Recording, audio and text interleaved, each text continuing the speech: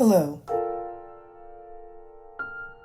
I'm reaching out to you today with an urgent appeal for justice. This story is not just about one person. It's about the values we hold dear: academic freedom, human rights, and the right to advocate for change.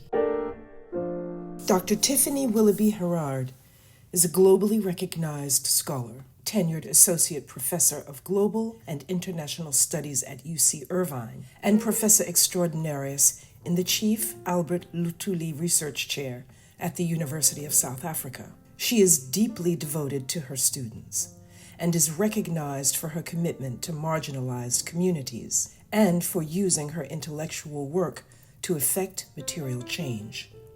She served as the president of the National Conference of Black Political Scientists. She received the UC Irvine Distinguished Faculty Award for Mentorship, and in 2024, she received the American Scholars Association's Richard A. Yarborough Award for her dedication to and excellence in mentoring. On May 15, 2024, the campus was encircled by hundreds of militarized riots from over 20 law enforcement agencies who received numerous false reports from the university that 200 people had taken over a building. Only hours after the riot police had arrested, detained, and beaten protesters, did the university send out an announcement correcting its own false reports.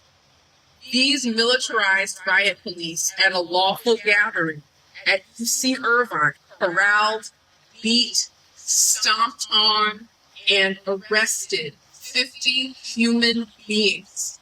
I was one of those harmed in this way. Dr. Willoughby-Herard has never shied away from using her position to speak truth to power and to fearlessly advocate for human rights and for her students' futures. But as we've seen, standing up for justice often comes at a personal cost. This brutal arrest is not just an attack on an individual.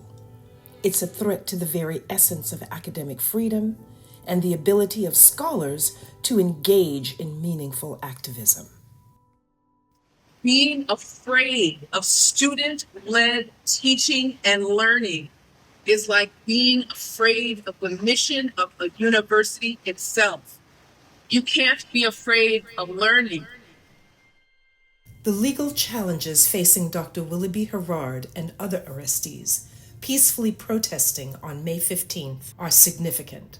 With your help, we can ensure that they have the resources necessary to collaborate and defend themselves against criminal charges and pursue civil rights litigation. A responsive desire to help from people like you meets with the launch of a legal fund. Your follow-through with support, whether large or small, is critical.